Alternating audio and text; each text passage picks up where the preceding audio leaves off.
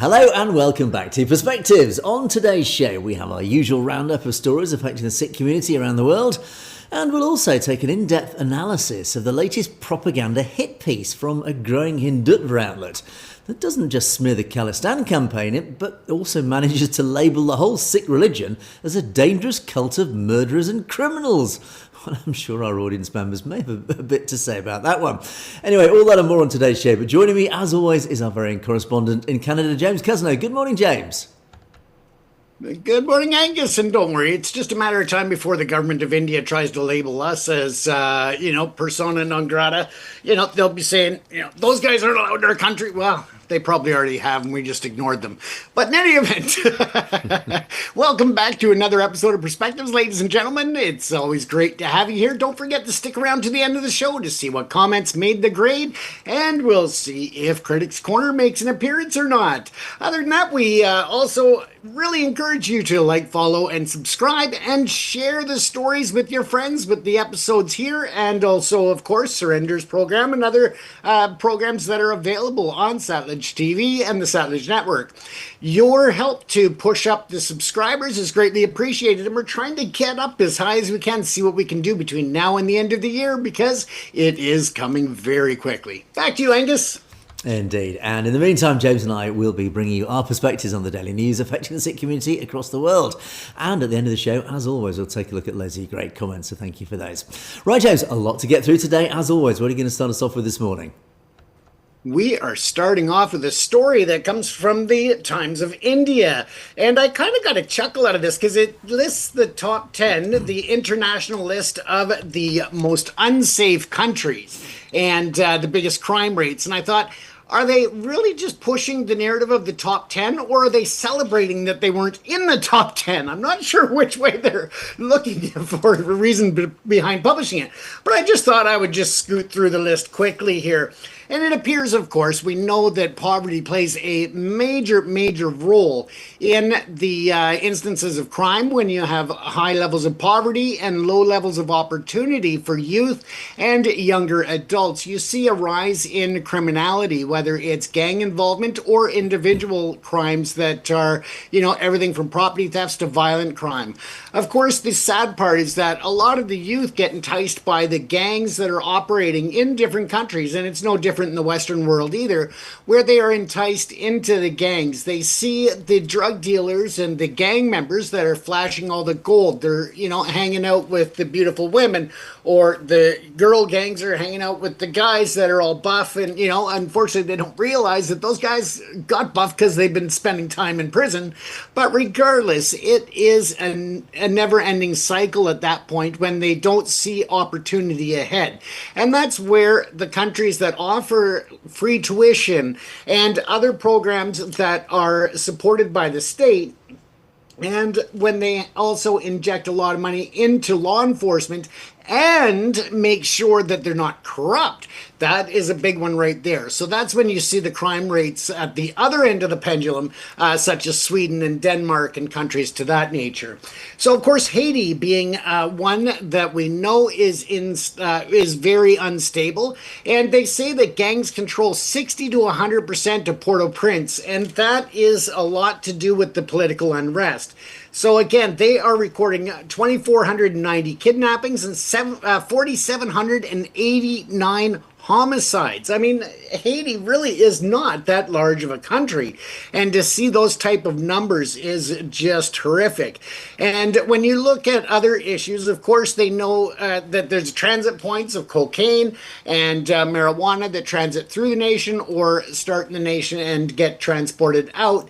And because of the porous borders, the border controls are very weak, and there's very high levels of corruption within government and law enforcement there. Next on the list was Papua New Guinea. Again, 80.7, and this is out of 100. You want to be lower. You don't want to be in the 80s and 90s, that's for sure. The higher the number, this is basically how many crimes per 100,000 divided by, it's a formula that they come up with. But basically, it's out of 100, the total scoring, and they've got 80.7, which ranks them at number 2 in terms of criminality. Again, when you look at that, Both petty crime and violent crime is a major concern there, and gang activity. Again, when they look at this, they are finding that the low employment rate for youth and young adults has a major direct correlation to the criminality rates. Venezuela, which we or at least I wasn't really surprised at. I know that they are very entrenched with the different levels of cocaine that flows either out of or through there into Europe and other nations. And although we hear a lot about the fentanyl coming out of Venezuela by the U.S. government, and that's why they're blowing up these boats, realistically, a lot of those boats, if they are carrying drugs, it's not fentanyl, it would be cocaine or other derivatives thereof, and they would be heading to other markets. They wouldn't actually be going to the States given the distance and the boats that they're using. So again, just to bring that back into the reality, the rule of law has essentially been thrown out the window in a lot of cases. The corrupt government there for decades has had a major role in the instability in Venezuela. Now, Afghanistan, well, I don't think that really surprises us given the opium trade, and about 85% of the illegal opium that's going around the world is originating from Afghanistan. And therefore, you have a lot of the cartels and the gangs that are controlling that. Again, not surprising to see them on the list. South Africa, of course, high rates of assault, homicide, sexual violence. South Africa is ranked 5th in the world. These numbers are the result of a pervasive inequality, unemployment, and the normalization of violence, according to this article and according to the report. When you look at Honduras, of course, 71.9, still extremely high. And we know that with the drug trade and the gang roots, of course, that is a big part of it. Then we have Trinidad and Tobago at 71. And then we scroll down, and I'm just going to give you the last couple here without going into too much detail. Of course, Syria with the civil war and other instabilities in that nation really make it a desperation move by a lot of the gangs and a lot of the individual crimes.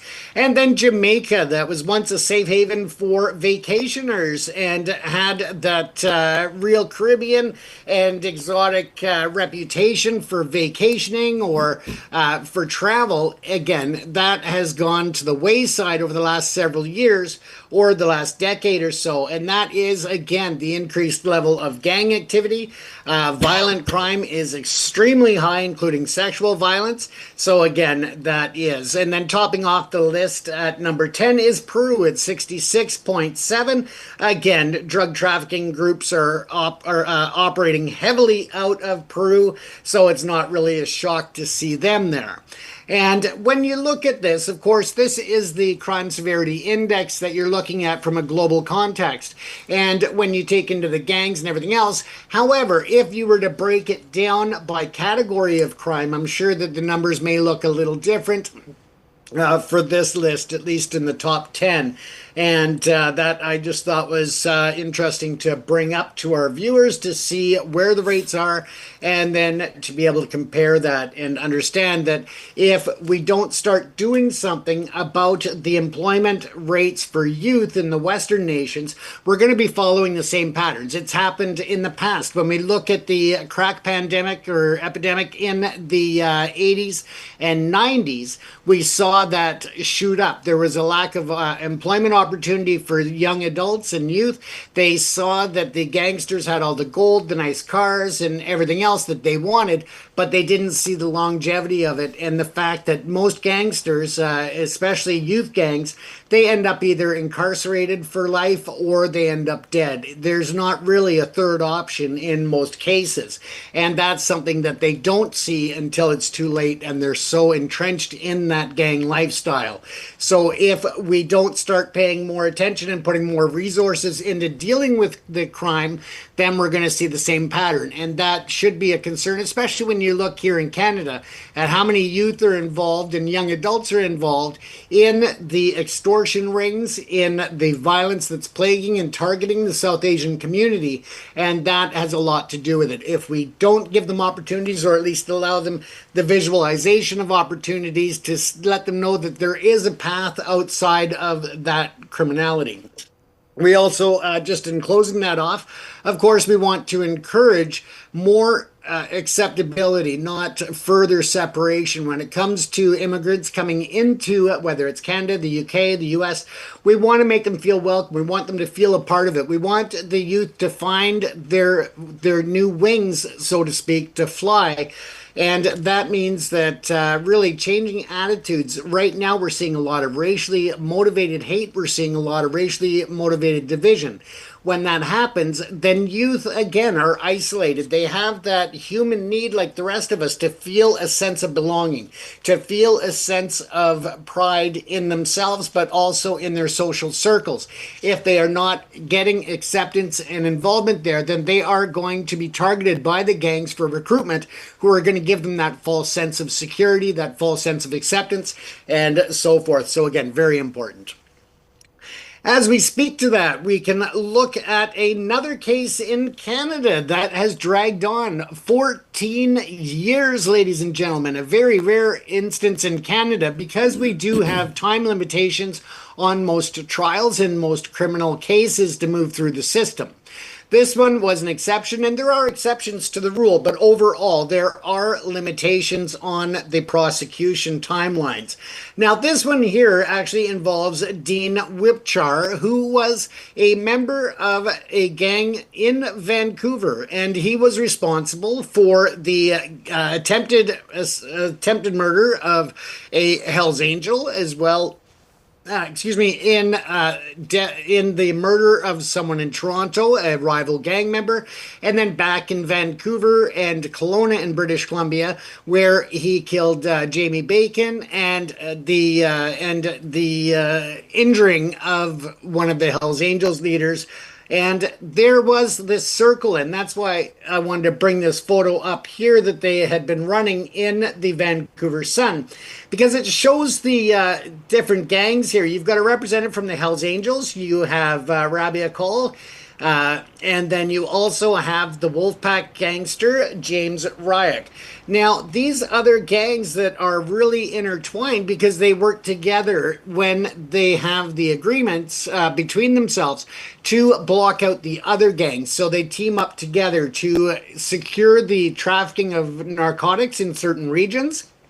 To be involved in extortion, to be involved in kidnappings, to be involved in murder for hires, and so much more. So again, they're very intertwined, but there is also a point where if they feel slighted, or they feel that the one gang is trying to take too much territory out of an previously agreed upon range, then again, it turns violent. That is one of the things that we've seen over and over in Surrey and in Brampton, in Mississauga, in Toronto, in Calgary, Edmonton, Winnipeg. I can just go on across the nation on the cities that are having this problem. And it includes these gangs as well as the Brothers Keepers and the United Nations and the Red Scorpions and so forth. Now, this individual has surprised everyone by finally pleading guilty, not to the two murders that he was being charged with and the attempted murder, but instead he pled out to 2 counts of conspiracy to commit murder.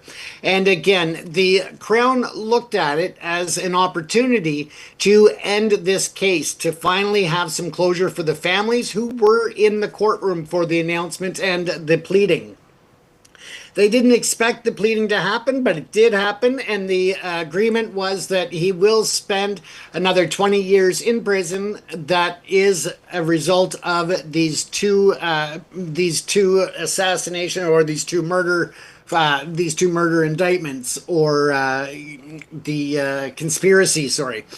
Now, as that goes on, here's the individual here, and he is already serving a life sentence in Ontario for a murder that had happened.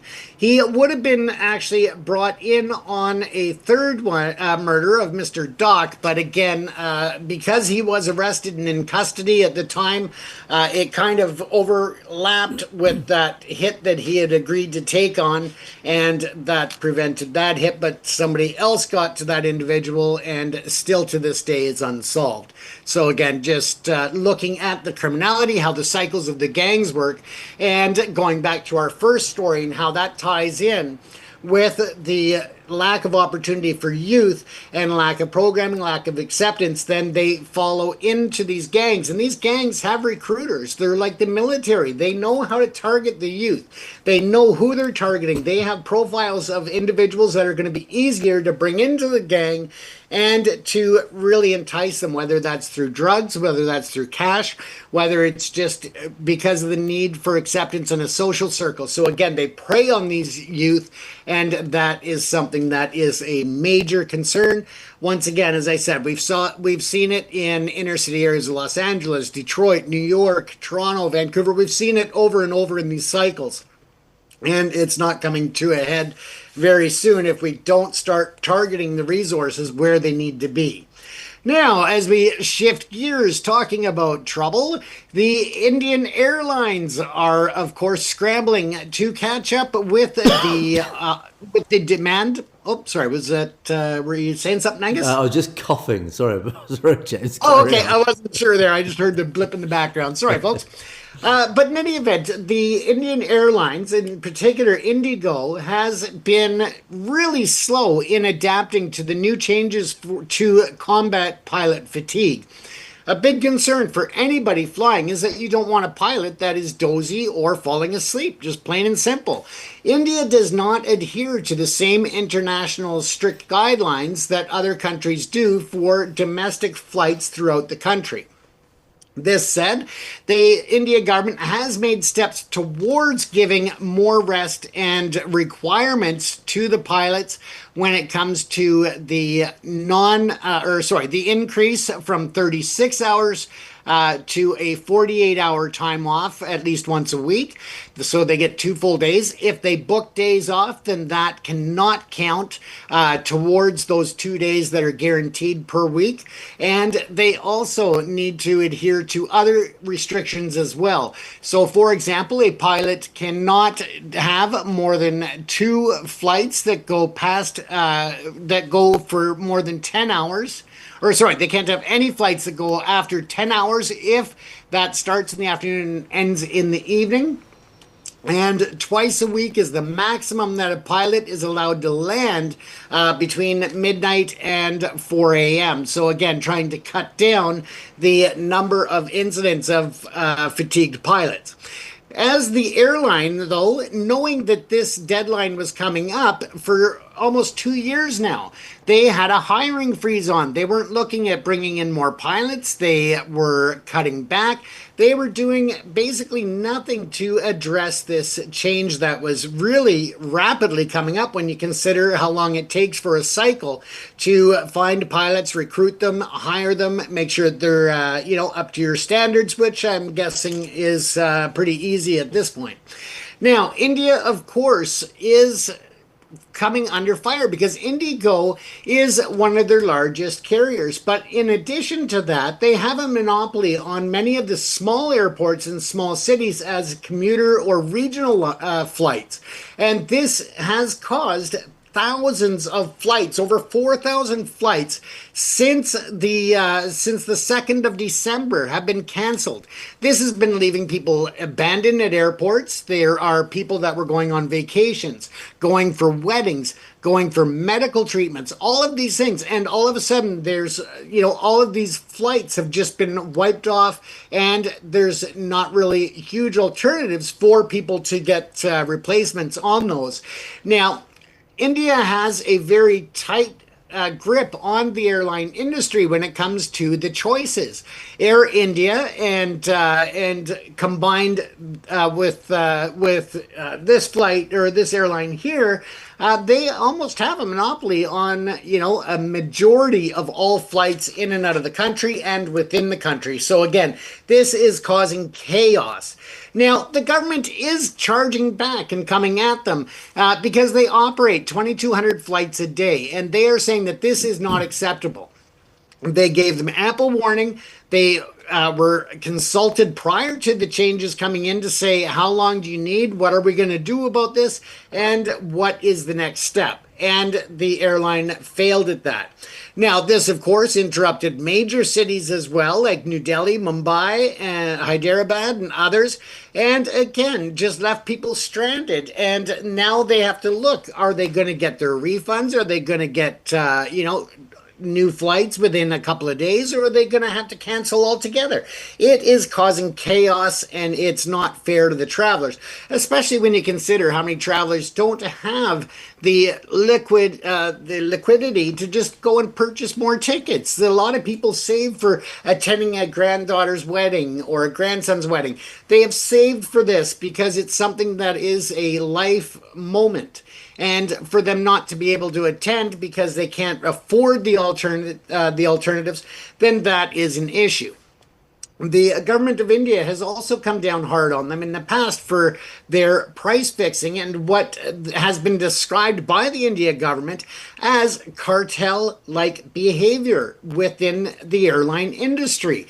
The collusion between airlines to price fix, the shortage of flights driving prices up so that the airline doesn't take as much of a loss as the passengers do. So again, it is a big problem, and if they don't get it straightened out, then it's going to cause thousands and thousands of more flights to be canceled.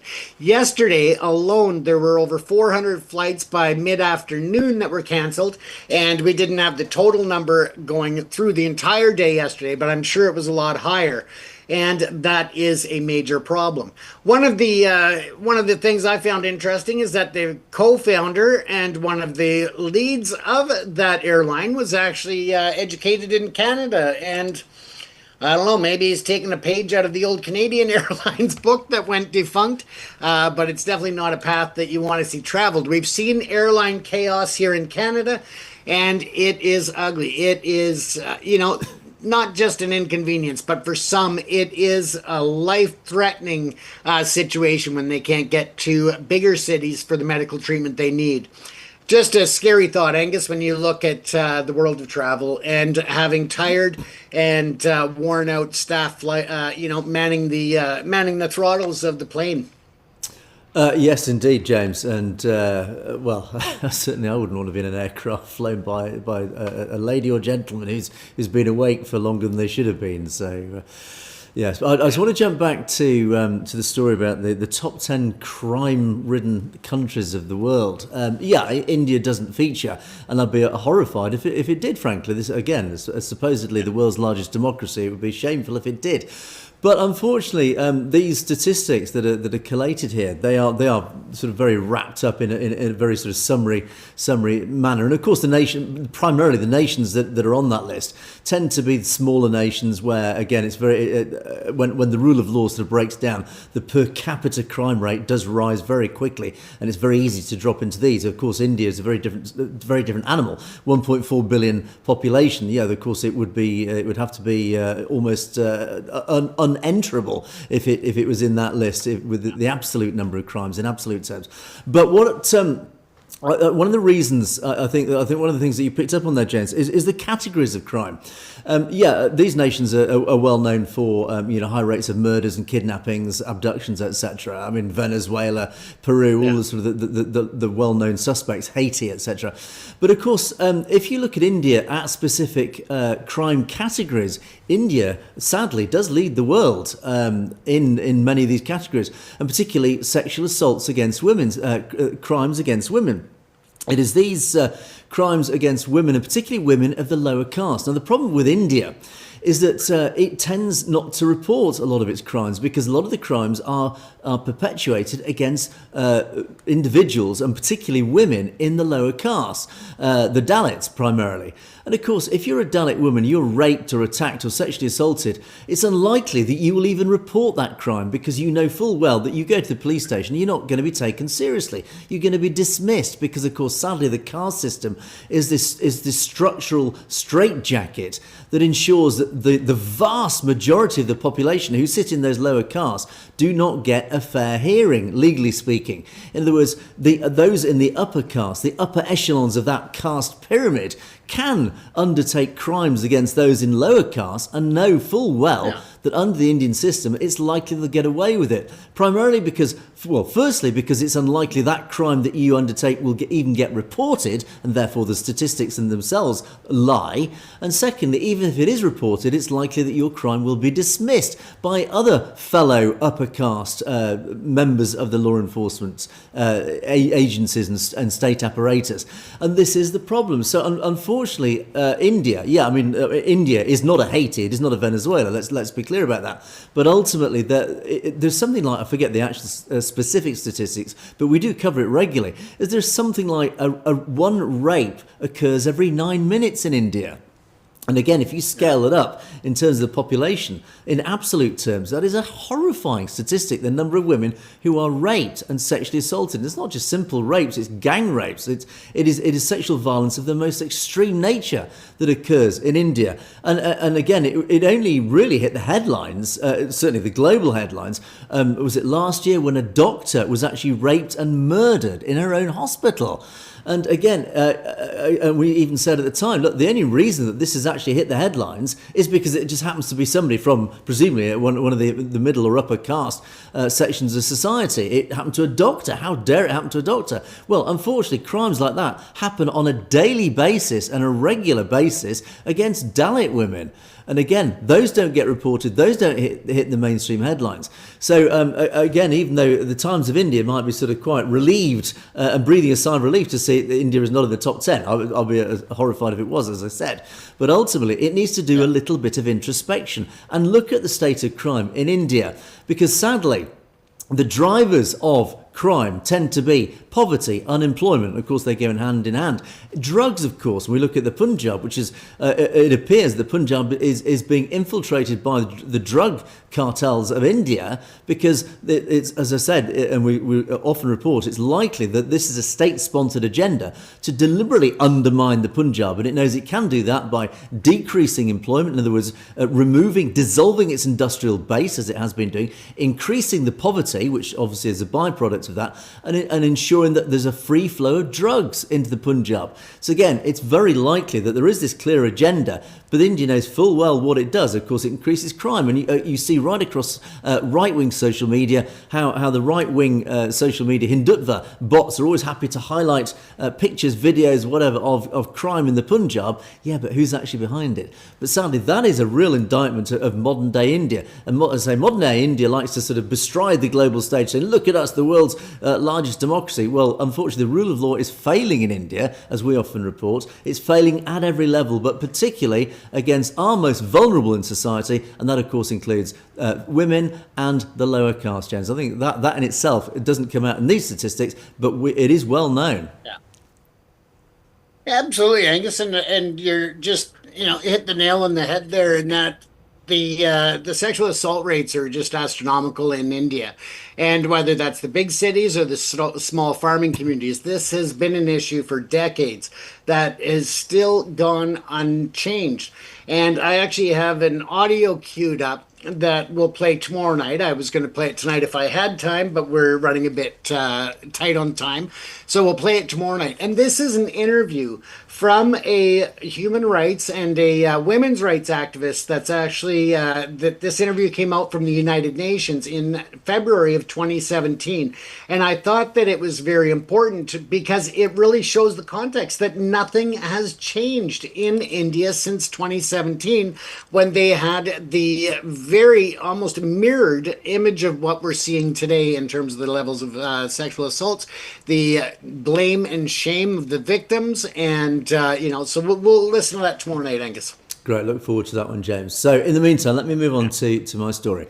We talk about a YouTube channel every now and again, a Canadian-based YouTube channel. And James, of course, you're very familiar with this channel. It's Media Bazirgan. Yes. Now, they uploaded yesterday, I have to say, a pretty horrific video, a video that really had a very specific agenda to target the Sikh community. And I'll play bits of it and I'll go through it just to give you a flavour of it. But again, this sort of video, it skirts legality, and certainly here in the UK, a video like this would actually literally skirt legality, because it doesn't quite incite violence, but some of the claims it makes are, well, apart from defamation and slander, etc., they are deeply, deeply wrong and deeply troubling. Anyway, let me start. I'm going to play snippets of this and talk about snippets of this as we go through, and just give we don't unfortunately have the whole video is 40 minutes long, so unfortunately we don't have time to obviously pick apart the whole video. So I've got a few select parts which I do want to pick up and just give you a flavour of what this video contains. And thank you to our correspondent who brought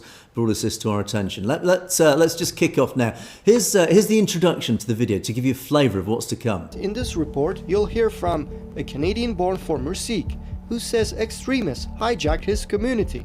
Canada is the stronghold and headquarters of Sikh extremist terrorism. A former Babar Khalsa figure once sentenced to life in Canada for a US bomb plot. This is a genocide. And an American academic with a PhD in political science who explains how the term genocide has evolved into political currency. The views expressed belong to the interviewees. My role is to present them without censorship. Now, that's an interesting opening statement from that young lad, and I just want you to remember that as we go through this. He claims he's just displaying, these are not his views. Unfortunately, he then goes on to actually prove that he's already drawn his conclusions himself. He's actually framed this whole video. Again, this is real amateur stuff from his part. It's so deeply obvious as reframed propaganda. But he has the temerity at the opening part to say, "I'm just here to present the facts," and then goes on to actually prove the fact that he's already drawn his own conclusions, and this video is then put together to fit his conclusions. Anyway, let's continue. The narrative of "we were genocided and persecuted by India" is routinely used by pro-Khalistan activists to lobby political figures, including US President Donald Trump, to show leniency toward unqualified Sikh truck drivers who are killing innocent Americans. If these claims go unchallenged, the result is predictable: more scams, drug trafficking, targeted violence, unsafe highways, and fraudulent claims for refuge. So again, you can see how he's already framed the narrative. He's stated as fact that the Sikh community are just full of frauds, scammers, con artists, the trucking industry is corrupt, etc., etc. So again, even without presenting any evidence to support this fact, he said he's going to prove, or he's already framed the actual narrative that these are stated facts. And the rest of the video then is there just to support his conclusion already. We can continue. Mr. Kella asked me my personal view, and my answer seemingly angered him, prompting him to question my humanity. So this is Santokh Singh Kella. He's a former member of Babar Khalsa, which is actually a prescribed terrorist organisation in Canada. But Santokh Singh Kella, just to give you a bit of background, he was implicated in the Air India bombing. But he was sentenced, but then he was actually released when it turned out actually that there was a problem with his actual original conviction. So in other words, he is actually has been seen as innocent. He is released, and there's an interesting part after this which actually helps to support that. But anyway, so what he did, this young lad approached Santokh Singh Kella. and started asking about the genocide. Why do you think it was a genocide? And it was, I have to say, it's a pretty pointless. It goes on for quite a great length, and it's a pretty pointless conversation because clearly this young lad has already made up his mind. Santok is trying to get his point across in a very heated environment. Again, it was a pretty pointless interview. The message to this young, well, I won't call him a journalist, he's a propagandist. But the message to him is, look, if you want to talk about this sensibly, do a proper interview. Don't just try and catch him out or lay traps in this sort of environment and then try and post it up as a reframed narrative. It's not journalism, it's just pure propagandism. Anyway, we continue. You know, Mr. Mocha, is it a genocide? I don't know, the numbers seem very low. What number you think is high? 30,000 killing in one day, you think is a low? No, I think even one is bad, even one killing is bad. But genocide, 30,000 compared to bigger genocides like 1 million, it falls short. I was So that's an interesting one. Again, he calls himself a journalist, and he's done a whole video, 40-minute video about defining genocide, but he actually hasn't looked at the legal definition of what a genocide is. It's nothing to do with the actual numbers. And he's saying, he tries to sort of come across as, look, I'm a reasonable guy. Even one person dying is terrible. Yeah, well, very good. But then you now, when the Sikh comes back and said, so you're saying 30,000 isn't enough? And he implies, no, it should be like 1 million or something. Well, James, as you reported quite recently, and I refer our audience back to the article that James did, where we actually looked at the legal definition of what a genocide is, and it is likely that certainly many events that occurred in Punjab against the Sikh community could easily be classified as genocides. Yet this lad has got it clearly linked. Well, it's all about numbers, isn't it? There weren't enough Sikhs killed, so you can't call it genocide. Is his narrative? So again, sadly, it proves the point that he's not a journalist. Again, he's just a propagandist who actually hasn't even done his basic research on the very topic that this video is supposed to be about. Anyway, and rather interestingly, he actually included this following sequence, which actually made me chuckle. He included this in his video. This actually occurred during his interview. they burn on the stove. 18 days baby, they kill by the shoot. Very good. Very good. You're being interviewed. I'm sorry. No problem. Hello, sir. How are you? Very good. Best police we have in jail. Proud of the police. Our police the best police. Who always our community. Now, this young lad went to great pains to put across this subliminal message that Santok is a terrorist, that he's a danger to modern society. He is a Khalistani terrorist. Right. And yet, in his interview, you see the local police welcoming, and you see that very amicable relationship. Well, clearly, I think that speaks for itself. This is the police welcoming this so-called terrorist. You tried to frame him as a terrorist, and yet here he is actually fist bumping with the local police, who were quite happy to see him. So anyway, so that was that whole section, and again, I think that was a bit of an own goal, really, frankly, that whole section. And it was a bit, again, if it was a serious journalist, that whole section of that report was actually pretty pointless and did not support the argument whatsoever. Anyway, now the bit that really, I think the dangerous part of this interview comes up next. This is an interesting interview with a guy called Bob Ray. Now, Bob Ray is a former Sikh. He was a former Sikh devotee who left the religion for reasons that he will expound. And he is a regular interviewee on this media Bazurgan channel. He's clearly a Hindutva plant, or if he's not Hindutva plant, he's got some serious issues. But anyway, let me give you a flavour. These are things he starts to say in this specific interview, which actually is reflected in many previous interviews he has done on this same channel.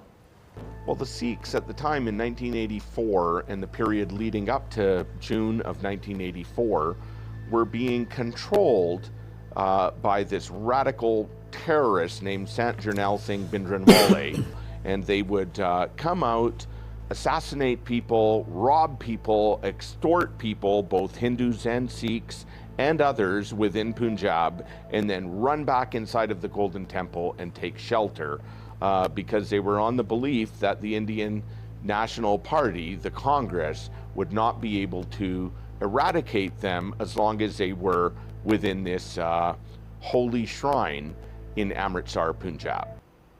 So this guy, and there's a whole long section of this guy tries, and he basically rewrites history, and he talks about Bhindranwale being a terrorist, and he goes to great pains to sort of explain how Bhindranwale was a renegade, a criminal, an outlaw, basically running around, causing a crime wave across Punjab, intimidating people, harassing people, stealing, etc., murdering, and basically he's trying to frame this narrative that Bhindranwale was some form of terrorist, and therefore the Indian state had absolutely no choice but to launch their attack on the Harmandir Sahib.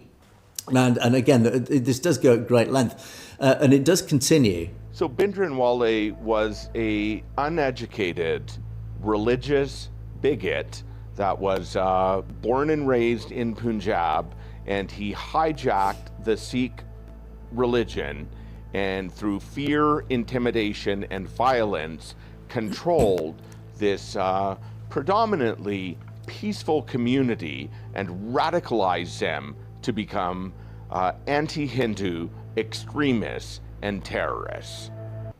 Wow. Again, I mean, I don't even need to sort of, editorialize that one either. I think those accusations speak for themselves. They're pretty horrific. But again, you see, the whole framing of his story is that Bhindranwale was a terrorist, that Operation Blue Star was an inevitable reaction by the Indian government. They had no choice but to try and stamp down on this terrorist activity going on in the Punjab. So Operation Blue Star, in his opinion, was clearly justified in itself. Again, he talks about how Bhindranwale hijacked the religion, that he radicalized the Sikh community to become anti-Hindu extremists and terrorists. Again, these claims are completely rewriting history. I mean, he only needs, again, there's no talk about the Anandpur resolution, this whole fight back. Bhindranwale stood for the basic human rights of Sikhs in the Punjab.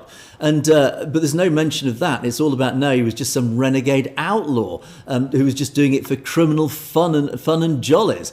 Anyway, it gets worse. In Sikhism, which I believe is a religion that has gone off the tracks and become a cult, betrayal, deceit, fraud, criminal activity, and murder are some of the main ingredients that this cult is comprised of.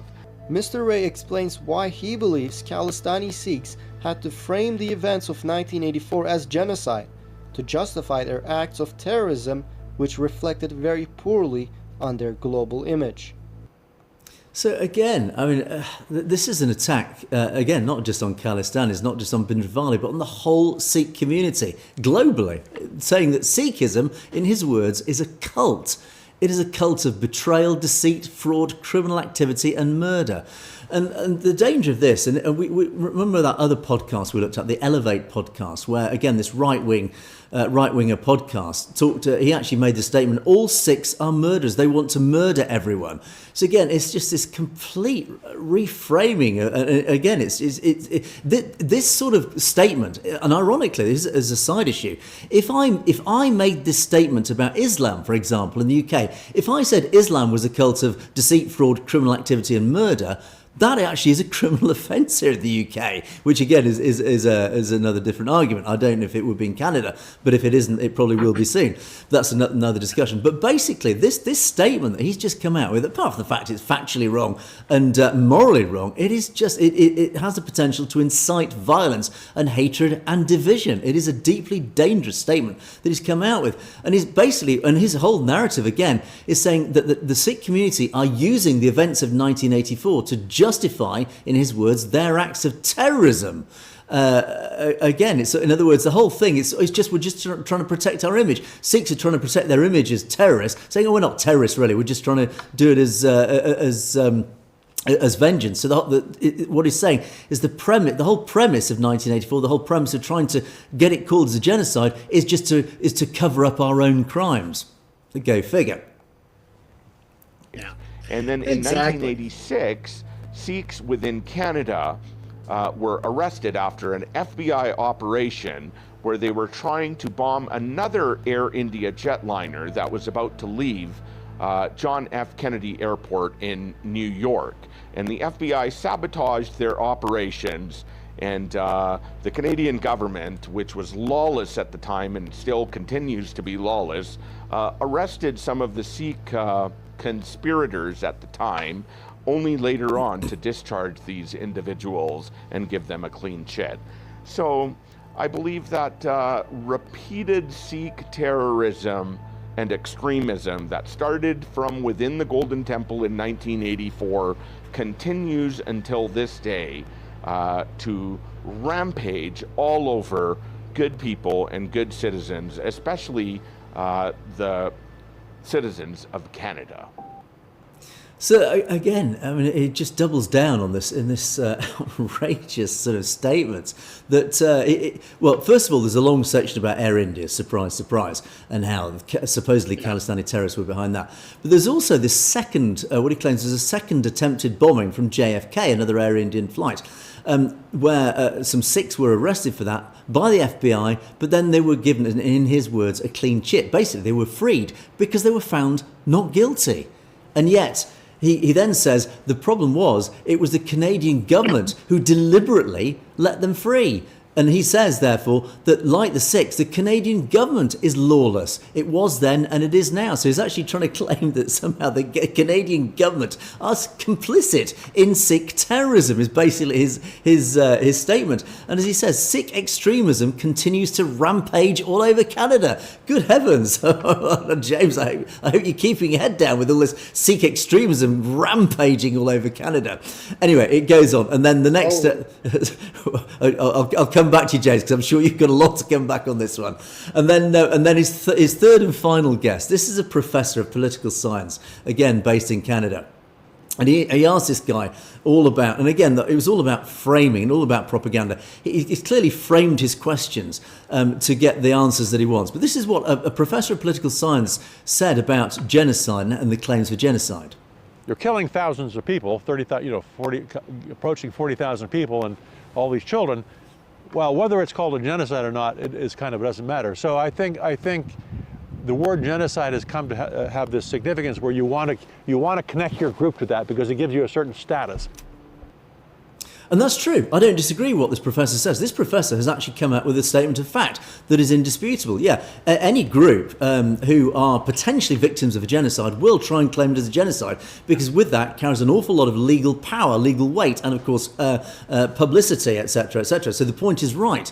But the way this has been framed in this report is he's implying that this professor is saying that the Sikh genocide was not a genocide, that the Sikhs are trying to claim as a genocide for this reason. That is not the case. But again, this is a classic case of taking something completely out of context and applying it in a completely different way to try and support your point. Again, this wasn't journalism. This was a complete hit job. It continues. The first genocide happened on one of our guru's birthdays. And the second genocide was planned for November 8th, and the name was going to be Operation Shanti. Sikhs would have been entirely eliminated in Punjab. So they had to choose and decide to do something that ultimately saved the lives of thousands and thousands of people. I could not locate any reliable evidence of Operation Shanti, but without dismissing the pain and suffering, I think that interview gives you an idea as to the Khalistani perspective on this matter, which is contested as an attempt to justify assassinations and terrorism. So again, he's quite prepared to take evidence for anything anti-Khalistani or make statements without any evidence. And yet when a Khalistani makes a statement about Operation Shanti, well, we don't have any evidence to support that, so it can't be wrong. And then goes on to continue with his stated facts that Khalistanis are terrorists, etc. So again, this isn't reporting, this isn't journalism, this isn't even portraying different pieces of evidence and then coming to a conclusion. This is, here's my conclusion, and here's some concocted evidence to try and support the conclusions that I have already drawn and the message and the agenda I'm trying to put across. So again, it's a very, very amateurish attempt at basic propaganda.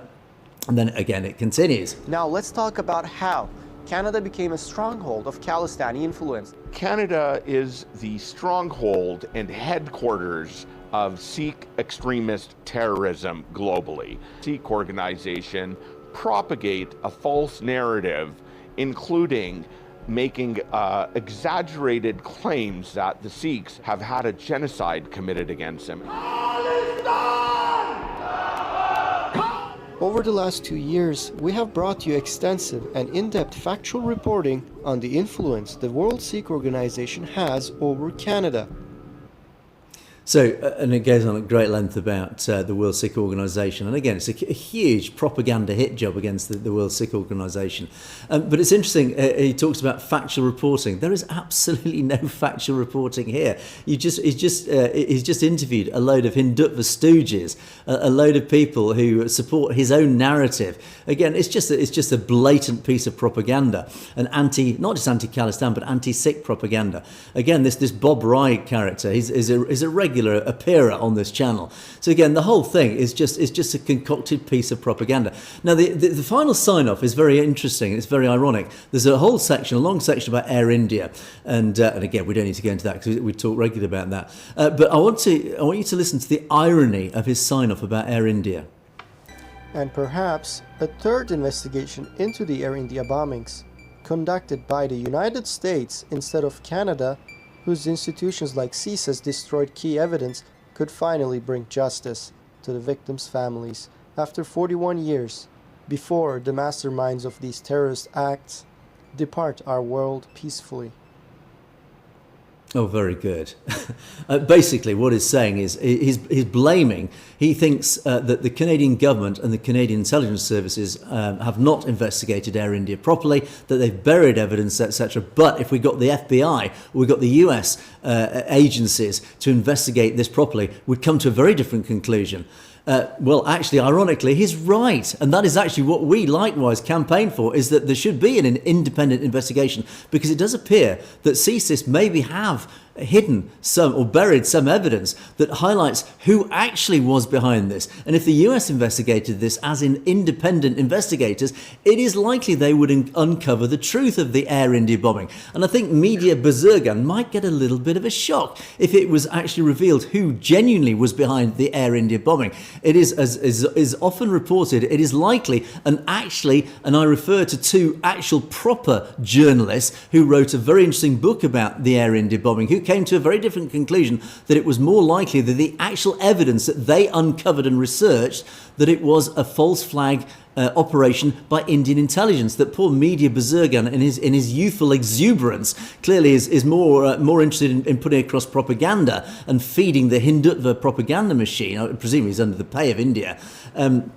If he actually got off his own backside and did some proper journalism, like he should be doing, then he'd actually might discover that two other proper journalists actually did some proper work on this and uncovered the uncomfortable truth that it wasn't the Khalistan organisation behind that bombing. It was probably somebody else, and that somebody else is probably India. So there you go, James. This whole piece was an absolutely outrageous, very amateurish piece of propaganda, and in itself, it's skirting, I would say, legality. Absolutely. And I was just trying, while you were speaking there, I had to pull something up because I just remembered a case that involved both Bob Rye and Bezergan, or however you pronounce his media company. But in any event, they were sued as of January 2025. There was a lawsuit pending against both of them, as well as a third party, for defamation and other claims by the mayor of Edmonton, whereas both of those individuals that we just saw in that story made claims that the mayor was involved in criminality and corruption, and he benefited from all types of different crimes and corruption when he was representative of the federal government.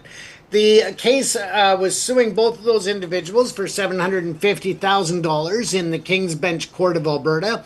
And again, I'll have to do some research to see if I can find out whatever happened to that case, because I couldn't, in that quick search there, I couldn't find the actual outcome of that case, or if it's still ongoing litigation. But we'll find out, and we'll let our viewers know. But it just shows the coercion, or the collusion, between these two individuals going back a fair ways. And of course, those are not the only two stories they've been involved with together. There's been many of them. Yeah, again, I mean, sort of channels and hit pieces like this, you sort of, well, I think, are they even worth giving any airtime? But this one specifically, it was so deeply offensive and so particularly targeted. And again, it came up yesterday. It's already had a lot of views. So this is gaining traction. And this is, and of course, there'll be right-wing white people of Canada watching this thinking, oh, those Sikhs, they're all wanting to, it is this cult who are trying to murder everybody. And again, it's just feeding this really, really dangerous, divisive agenda that really needs to be stamped on. As I say, I do hope there's something here that the Sikh community in Canada can actually pick up legally against this, because again, it's skirting legality parts of this.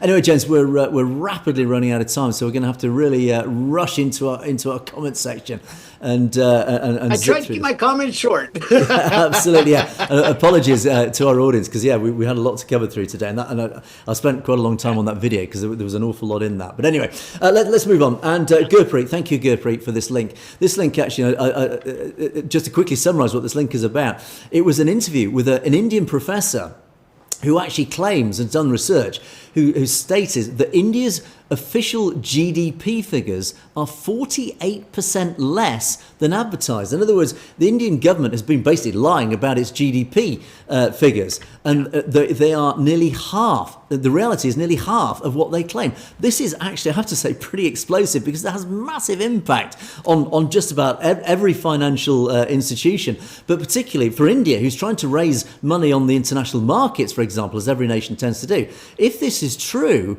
this will absolutely not just tank the Indian rupee, it will tank the Indian economy, because it will be unable to raise money on the international markets, etc., etc. It's absolutely massive, this, James. Absolutely, and I've actually been following this, Angus, so it's very interesting and very important for people to look at, especially when you look at how India is basically creating their own formula in order to come to a number that is basically a falsified number. So yeah, very concerning. Anyway, Minder Singh, how come people could agree to do a killing at $50,000? Crazy people out there. Now, this is slightly ambiguous comment. Are you saying, is that not enough? Is that all, $50,000? I think the point being made there was actually, how can anybody actually be hired to hit somebody? Of course, this refers to the Indian consulate who tried to hire a killer on that one. So thank you, Minder, for that comment. This is a long comment. Sadly, again, we don't have time to go through this in detail, but basically, I just want to pick out one particular point from this comment. It's a shame we don't have time to go through, because lots of important. Thank you, Panjab, for this comment. But what you say is basically, to sum it up, is you reckon the Sikh community globally has basically lost its backbone because of this bullying from India. And what you say, the concept of nirbhau, excuse my pronunciation, to be without fear, the concept of nirvair, to be without hate or animosity, isn't there anymore. We've lost this. Basically, we've lost as a community. We've lost our backbone. We need to get it back. We need to stand up and be a little bit more robust in our fight back. Well, I think my comment on that is, well, there's only so much you can do when you remain peaceful and democratic. But I totally get the point. And again, I'm interested in the audience comment on that. And then can either one of you please explain to me, why do Sikhs think that America or Canada will make khalistan for them? Well, I think to answer that, the only way that America, or the West basically, the only way that the West will agree to the establishment and support the whole concept of khalistan is if we demonstrate to the West what's in it for the West. Now, we go into this in great detail regularly, James, about what the benefits of khalistan geopolitically. In other words, having a beachhead in this very crucial region in Southeast Asia. It will be a democratic nation. It will be an ideal beachhead, militarily speaking, because it sits adjacent to the Chinese border, etc. But unfortunately, the only way that the West will get on side of the khalistan argument is we've got to prove to the West what's in it for the West. What does the West benefit from that? And that is the strategy that the khalistan movement is adopting and has to adopt to win over Western leaders, James. Absolutely. And I think that there's also the fact that if the referendum that's going on shows that major support and starts to get a foothold and more support of other nations, including the United Nations as a whole, when you look at the right to people to decide the sovereignty and the direction of their nation, I think that will have a big play in it. Because I think that over the next several years, we're going to see a real push towards a lot of nations that are fighting for that sovereignty and that recognition, and trying to find a way to do that peacefully and to try to resolve some of the conflict that's happening in the world by allowing that sovereignty and that independence of nations. And I think that khalistan will be a real model to show how it can be done properly. Yeah, as we often say, India is not a reliable ally, so the breakup of India actually might serve the West otherwise. Killer 3, thank you, Killer 3, for your comments. This is a long thread, and again, I just picked a few comments out of this. But Killer talks about, and this is actually a really good point. Killer actually, I think, has appeared on Critics' Corner before now, but this is a really sensible comment. Sikhs for Justice are actually, what he's saying is the Sikhs for Justice propaganda push on their side is actually is a little bit self-destructive. Because what you're saying is that, look, it's all very well highlighting and trying to get Donald Trump to ban Indians from the United States, and there was stop visas for Indians. Basically, Trump and his administration will just see this as a blanket ban. Let's just ban all Indians, including Sikhs. So what you're saying is actually an act of self-harm. And then you follow up by saying, and likewise with the trucking incident, the theatre about Sikhs for Justice offering rewards or financial help, etc., saying that's also backfired. Because again, the right wing is feeding the right wing narrative who then in turn attacked all Sikhs in the trucking industry. So again, the whole point is Sikhs for Justice, very robust rhetoric is actually backfiring. Gurpreet comes back. Thank you, Gurpreet, for your comments. And again, it was a long discussion, this. But one point that you made out, look, actually, Hindutva involved in this. It's Hindutva that are inciting the problems here. It's Hindutva. It's not Sikhs for Justice the problem. Sikhs for Justice have actually tried to calm things down, which indeed they have been doing. But what Gurpreet highlights, saying, look, you're missing the point. It's actually, this has all been generated and whipped up by the Hindutva IT cells. And likewise, there was an incident where a Hindu trucker, I think, killed a newly married couple, but nobody's talking about that in the media. So it's double standards, James.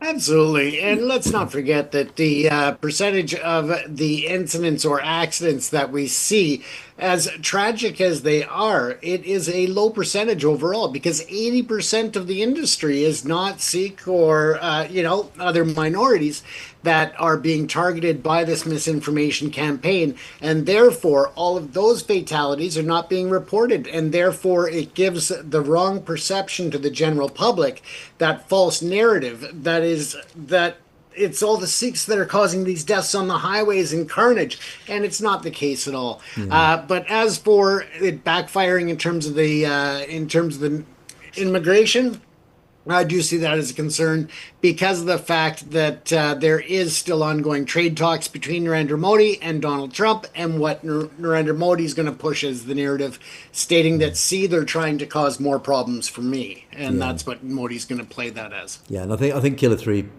point is very valid. Be careful with the rhetoric, because there is a fine line. If you cross that line, it can actually then prove to be self-destructive. Final set, Samsung kicks us off. The truth remains the truth, regardless of the BS. I think we totally endorse that one, James. I think that we've said that many a times. That's what we're here for. And Narinderjit Singh Saini says, very informative program. Thank you. Thanks a lot for both of you, please. As we always say, thank you to our audience. It's you guys who keep us going. So thank you for all your comments. And Sam Singh, again, comes back with, freedom is beautiful. It absolutely is. That is what we fight for. We fight for democracy, the rule of law, and above all else, James, freedom. And of course, we look at that final comment. As always, Angus, go for it. We do. Khalistan Zindabad. Thank you, Jessica Singh, I beg your pardon, who signs us off for today. Thanks so much for watching. I can't get my words out. I'm rushing so quickly now. The clock has counted down. Unfortunately, that is the end of Perspectives for another day. Thanks so much for all your comments. Do keep them coming in. We had some brilliant comments, some really interesting threads. Thank you for all of you who've been involved in those really interesting discussions on the threads. Thank you for all the points that you bring in and the facts and rumours that you might have heard. Again, it gives us a little bit of meat to get our teeth into to have a look at as well. Do keep the comments coming. Don't forget, you can message us directly at message@satlodgetv.com if there's any you'd like to bring to our attention, as many of you have done. Thank you for that. But that's it for another day. Thanks so much for watching. It's a goodbye from me, and it's a goodbye from James. Stay safe, everyone. You have, of course, been watching Perspectives. We will see you next time.